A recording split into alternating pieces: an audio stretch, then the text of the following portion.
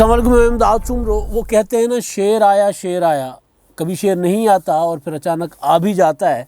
तो यही आलम है, शेर आ चुका है और हुकूमत पड़ गई हुई है ख़तरे में। हुकूमत की बात बाद में, पहले मुझे वज़ीर आज़म इमरान ख़ान साहब पर बड़ा तरस आ रहा है। इमरान ख़ान साहब अजीब मसाइल से दो चार हैं। इंटरव्यूज़ देने का शौक़ भी है, रोज़ाना इंटरव्यूज़ भी देते हैं और वो भी फ़ॉरेन मीडिया को, बाहर से लोगों को बुला कर इंटरव्यूज़ देते हैं। लेकिन जो भी इंटरव्यू के लिए आता है वज़ीर आज़म इमरान ख़ान साहब के पास, वो एक सवाल ज़रूर अपनी पोटली में लाता है। वो जो पूरी डायरी बनी होती है ना पोटली की, उसमें वो एक सवाल ज़रूर होता है। वो नहीं भूलते।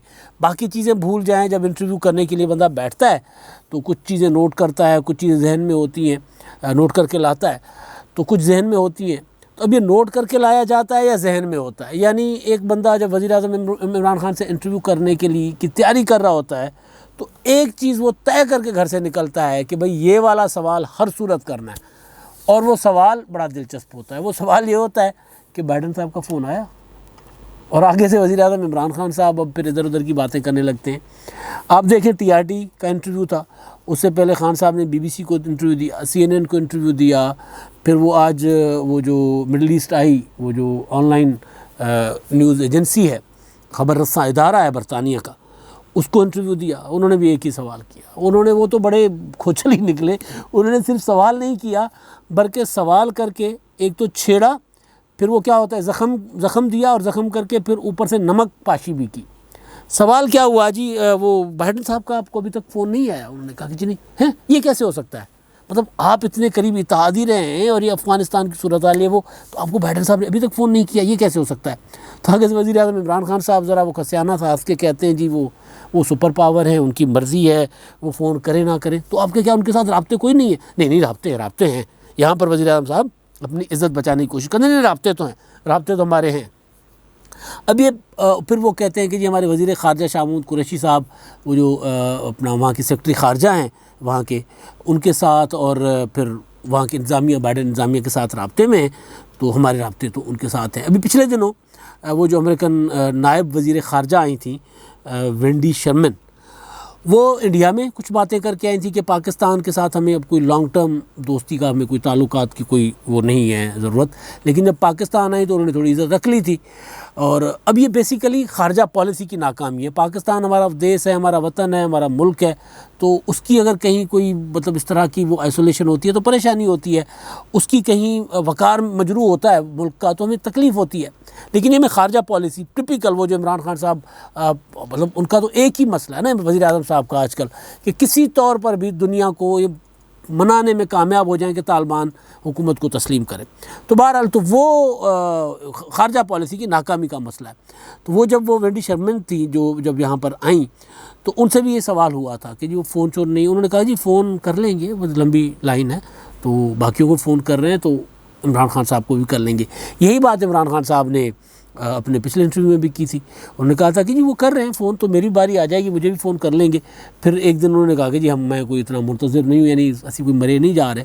लेकिन मसला ये है कि जो बाहर से आने वाला है उनको या तो कोई सिखा के भेजता है, या तो लंदन में बैठा हुआ नवाज़ शरीफ साहब जो है वो कहता है कि जाके ये फ़ोन वाली बात ज़रूर पूछनी है, नवाज शरीफ साहब बैठे, या फिर वो कोई बिलावल भुट्टो जरदारी साहब ने अमेरिका में कोई अपने कुछ लॉबिस्ट बिठाए हुए, या तो उनको कह देते हैं। मतलब एक अजीब व गरीब है ना कि भाई ये सवाल ना ही कर दें तो क्या होता है। मतलब ये सवाल एवं ही वो ना छेड़ मलंगानू, वो कहता है, लिखा होता है रिक्शाओं के पीछे, ट्रकों के पीछे, ना छेड़ मलंगानू, या वो मतलब इस तरह का मजाक, मतलब कोई अच्छा नहीं होता। लेकिन वज़ीर आज़म इमरान ख़ान साहब के साथ ये मजाक होता है। तो बहरहाल उसके एक तो ये मामला था कि इमरान ख़ान साहब जो हैं उनसे सवाल होता है, फिर उनके पास जवाब नहीं होता। कभी कोई बात करते, या तो कह दें ना, सीधा कह दें यार नहीं करते तो ना करें। तो ये क्या ना कि जी वो सुपर पावर हैं जी। हाँ, एक वक्त पिछले इंटरव्यू उन्होंने ये भी कहा था, देखिए ना वो तो मसरूफ़ आदमी है, तो वो कहाँ मुझे फ़ोन करेंगे। यानी मतलब एक माड़ा आदमी कहता ना, यार वो बड़े आदमी सानू कितने फ़ोन करेंगे। भाई बात बड़े और छोटे की नहीं होती, बात आपकी ख़ारजा पॉलिसी की होती है। आपकी ख़ारजा पॉलिसी है ही नहीं। असल मसला ये है, ये आज की बात नहीं है। तमाम जितने भी ख़ारजा उमूर के माहिर लोग हैं वो पहले दिन से कह रहे हैं कि भाई ख़ारजा पॉलिसी आपकी है ही नहीं। तो फिर आप इंटरव्यूज़ देते हैं यहाँ बैठकर, मुल्तान से उमरकोट से इस्लामाबाद, मतलब हमारे वज़ीर ख़ारजा, या फिर वो बहुत बड़ा कुछ कर जाते हैं तो वो मुराद सईद की तर्ज़ की तकरीर फरमा देते हैं कौमी असम्बली में खड़े होकर। तो बहरहाल तो मामला एक तो असल में ये था, और दूसरा वो हुकूमत वाला कि हुकूमत जा रही है भाई वहाँ पर अब बलूचिस्तान में, खेल लगता है कि जाम कमाल साहब का ख़त्म हो गया। लेकिन दो और चीज़ें हैं, दो और वो डिस्कस करके फिर मैं आऊँगा बलूचिस्तान वाले मामले पर। लेकिन पहले जो है एक दुख की खबर थी, वो परवेज़ मलिक साहब मुस्लिम लीग नून के लाहौर के सदर और कौमी असम्बली के रुकन, उनका इंतकाल हो गया, अल्लाह मग़फ़रत करे। बहुत अच्छे, बहुत भले आदमी, और मेरा उनके साथ कोई बहुत ज़्यादा ताल्लुक़ नहीं था, लेकिन एक जर्नलिस्ट का और एक सियासतदान का जितना होता है, एक होता है ना सियासतदानों के साथ आपकी दोस्ती भी हो जाती है और करीबी दोस्ती भी हो जाती है। मतलब हम सोसाइटी के में उठने बैठने वाले लोग हैं, तो हमारी ज़ाहिर दोस्तियाँ भी होती हैं और दुश्मनियाँ भी होती हैं, और वो बहुत ज़्यादा होती है वैसे, लेकिन अल्लाह करे दुश्मनी ना हो किसी की। तो बहरहाल वो दोस्तियाँ होती हैं, तो उस तरह उनके साथ दोस्ती नहीं थी, लेकिन उनके मैंने इंटरव्यूज़ किए, उनके साथ बतौर जर्नलिस्ट मुलाकातें हुई। बहुत नफीस, बहुत ठंडे मिजाज के आदमी वो। उनकी बेगम साहिबा जो हैं वो और उनके बच्चे बहुत मतलब एक क्या कहा जाए कि एक शरीफ किस्म के, वज़ादार किस्म के लोग हैं। तो अल्लाह उनको सब्र दे। और ये मुस्लिम लीग नून के लिए ज़ाहिर है सदमा है, मुस्लिम लीग नून लाहौर के सदर हैं वो, उनके लिए। और उधर जो दूसरी जमात है पीपल्स पार्टी, उनका जो ख़ानदान है क़यादत का, उनके यहाँ खुशखबरी आई है। बख्तावर भुट्टो को बेटा हुआ है। बख्तावर की शादी हुई थी पिछले साल, बल्कि इसी साल जनवरी में, 29 जनवरी में उनकी शादी हुई थी महमूद चौधरी साहब के साथ। तो उनकी शादी को लेकर भी अजीब व गरीब किस्म के अफसाने बनाए गए थे, पता नहीं लड़का ये है, लड़का वो है, लड़के का फ़लाँ अक़ीदे से ताल्लुक़ है। तो बहरहाल वो जब शादी की खबर वो मैंने ही दी थी, और उसके बाद वो लड़के का तारुफ़, ये जो महमूद चौधरी साहब हैं क्या करते हैं दुबई में, क्या कारोबार है, सारा कुछ, तो ये आज उन्होंने ख़ुद अनाउंस कर दिया हुआ है कि कल बेटा हुआ है, और आज उन्होंने अनाउंस कर दिया बख्तावर ने खुद, बख्तावर साहिबा ने अपने इंस्टाग्राम और ट्विटर पर। बिलावल भुट्टो ज़रदारी ने, उनकी बहन आसफ़ा भुट्टो ज़रदारी ने, बिलावल ने कहा कि जी मैं ऑफिशियली मामू बन गया हूँ, आसफ़ा ने कहा कि जी मैं ऑफिशियली खाला बन गई हूँ, यानी सोच समझ कर एक। अब ये था कि पिछले दिनों बिलावल भुट्टो ज़रदारी मुतवातर हर दूसरे तीसरे दिन के बाद चले जाते थे दुबई। कल लाड़काना में थे, लाड़काना में फिर रहे थे, जमील सुमरो के घर पर उन्होंने ख़िताब किया था। फिर उसके बाद वो एक दो और उन्होंने लाड़काना शहर के गली वालों के विज़िट किए थे। और फिर सुबह सुबह अचानक मुझे ट्विटर पर किसी ने मैसेज किया कि बिलावल भुट्टो, पीपल्स पार्टी के एक वर्कर, कि बिलावल भुट्टो ज़रदारी साहब जो हैं वो चेयरमैन साहब चले गए हैं दुबई अचानक, खैर है आपको कुछ पता होगा। तो मुझे थोड़ा सा मतलब अंदाज़ा था, लेकिन ज़ाहिर जब तक कन्फर्मेशन 100% ना हो तो बंदा उस तरह बात नहीं कर सकता, क्योंकि मुझे पता था कि उनके यहाँ ये खुशखबरी आने वाली है। पिछले दिनों जब बिलावल चले गए थे दुबई, जिसको मीडिया ने रिपोर्ट किया था कि अमेरिका चले गए, तो मुझे लगा कि यार मीडिया की खबर ठीक है। तो पहली बार मैंने बग़ैर अपनी, तो होता है ना बंदा रीचेक करता है, उसको किए बग़ैर, कंफर्म किए बग़ैर मैंने एक व्लॉग में जिक्र कर लिया था हल्का सा कि अमेरिका चले गए। तो उसके बाद जब मैंने अगले दिन फ़ोन किया अपने सोर्सेज को, तो उन्होंने कहा नहीं अमेरिका नहीं गए, दुबई गए हैं। तो मेरे जो प्रोड्यूसर है वो इस बात पर बज़िद थे कि यार कोई बड़ा मामला है, बिलावल भुट्टो ज़रदारी जो रोज़ रोज़ दुबई जाते हैं। तो मैंने फिर उनको ये बताया था कि बख्तावर के यहाँ ये मामला है। ज़ाहिर बहुत प्राइवेट चीज़ें होती हैं, इसलिए इन पर बैठकर व्लॉग करना इस तरह। जब अब उनके यहाँ खुशखबरी आ गई है, बेटा माशाल्लाह आ गया उनके यहाँ, तो फिर बंदा बात कर सकता है। लेकिन उससे पहले तो मैंने उनको कहा था कि यार इस मामले को छोड़ दे, मुझे पता है वो मामला ये होने वाला है। तो मेरे प्रोड्यूसर साहब उस पर मुझे सर ये भी बता दें। मैंने कहा नहीं यार ये मतलब खैर। तो ये मामला था कि वहाँ पर उनके यहाँ खुशखबरी है, और ये भुट्टो ख़ानदान में, यानी आसिफ ज़रदारी साहब के और बेनज़ीर भुट्टो शहीद के यहाँ, भुट्टो ज़रदारी ख़ानदान कहते हैं इसको, उनके यहाँ ये इसी साल दूसरी खुशखबरी है। और कम इनको खुशियाँ मिलती हैं। तो ये अब आसफ़ा के बाद एक बच्चा उनके यहाँ आया, आसफ़ा माशाल्लाह वो ख़ुद भी अब MNA का इलेक्शन लड़ेंगी। तो उसके बाद ये एक उनकी विलादत हुई है। तो बहरहाल अल्लाह उनको करे, खुशियाँ उनको और नसीब करे, और बच्चे के नसीब अच्छे करे, और सारे अहले खाना के लिए वो बायस खुशी हो। और बहरहाल अब असल मसला है, जो एक और मसला वो है जाम कमाल साहब के लिए कोई दुख की खबर आने वाली है। वो दुख की खबर ये है, बुरी खबर, वो बुरी खबर ये है कि जाम साहब जा रहे हैं। अब जाम साहब ने बड़ी कोशिश कर ली अपने आप को बचाने की। उन्होंने चले गए थे वहाँ पर उनके, क्योंकि BAP में बगावत हो गई।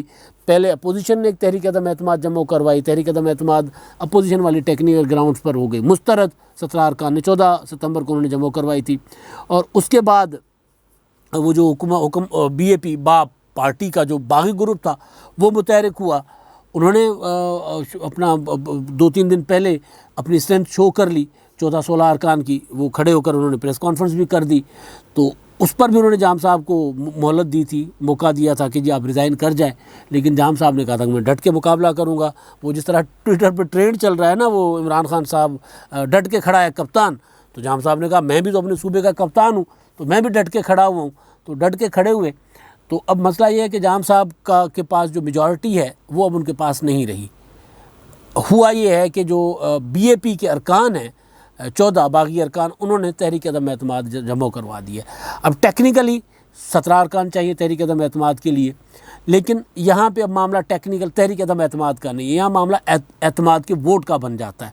क्योंकि जब जाम साहब के को जो मेजॉरिटी वहाँ पर हासिल है अपनी अक्सरियत, वो है 42 अरकान की, 42-43 अरकान की थी, तो उसमें अब 33 अरकान चाहिए टोटल वहाँ कर पे सिंपल मेजॉरिटी के लिए। तो सिंपल मेजॉरिटी तो वो खो चुके हुए। अब सिंपल जब 43 में से 14 निकाल लें तो फिर 30-31 ही बचते हैं, तो वो जाम साहब तो गए, वो उनकी जो मेजॉरिटी है वो उनके पास नहीं रही। और उधर ज़ाहिर अपोजिशन पहले से ही तहरीक अदम एतमाद जमा करवा के बैठी हुई थी, 23-24 अरकान के साथ अपोजिशन बैठी हुई है। तो यहाँ पर ये है इनकी पार्टी के अंदर का मामला।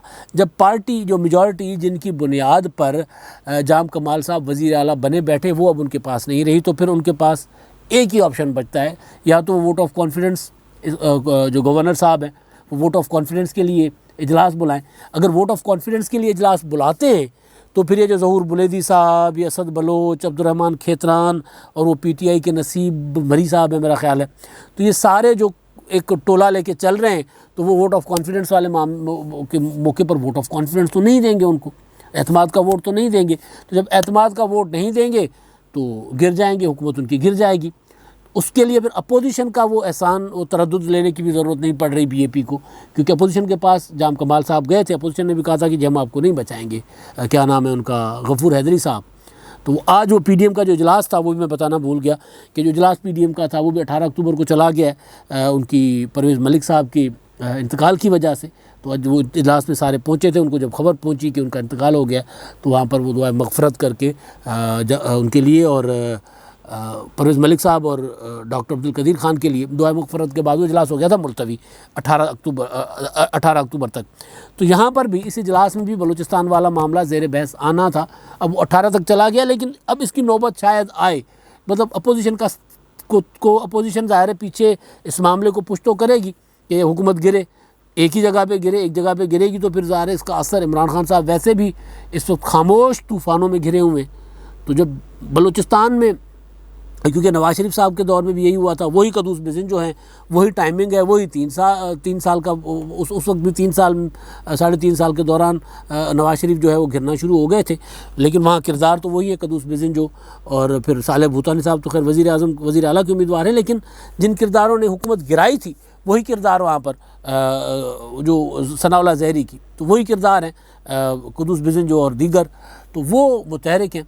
अब ज़ाहिर जो 14 अरकान जो बीएपी के टूटे हैं, जो रोज़ाना की बुनियाद पर आकर मीडिया पर, अब तो उन्होंने दस्तखतों के साथ तहरीक अदम एतमाद भी जमा करवा ली, तो उनको फिर वापस उधर भेजने के लिए, यानी वो जो आए थे सादिक संजरानी साहब चेयरमैन सेनेट, वो भी नाकाम हो गए। जाम कमाल साहब वो कह रहे थे असद बलोच साहब कि अपनी गाड़ी में पैसे ले के लोगों को ऑफ़र करते फिर रहे, लेकिन कोई भी रुकन जो है वो बिकने वाला नहीं है। अब यहाँ पर बिकने का मामला नहीं है, यहाँ पर है प्रेशर का मामला। जिस तरह बलूचिस्तान में हुकूमत बनती है, जिस तरह बलूचिस्तान में हुकूमतें गिराई जाती हैं, तो इसका मतलब है कि जाम साहब के सर पे जो बीएपी पार्टी का हाथ तो निकल गया ना, पार्टी के कुछ अरकान का, लेकिन बाप का हाथ भी नहीं रहा फिर, इसका मतलब ये है। तो फिर जाम साहब के पास तो रास्ता बज़ाहिर यही लगता है, हो सकता है सियासतदान कोई रास्ता निकाल लेते हैं, जाम साहब कोई रास्ता निकाल लें, जाम कमाल आलियानी साहब, तो लेकिन बज़ाहिर ये लगता है कि उनके पास ऑप्शन नहीं है सिवाय इस्तीफ़े के या फिर अदम एतमाद के वोट के। तो जब ये तहरीक अदम एतमाद हुकूमत की तरफ से, अंदर से, हुक्मरान इत्तेहाद के अंदर से आ गई है, हुकूमती अरकान की तरफ से आ गई है, तो फिर गवर्नर साहब को तो फिर अपनी आइनी ज़िम्मेदारी अदा करनी होगी।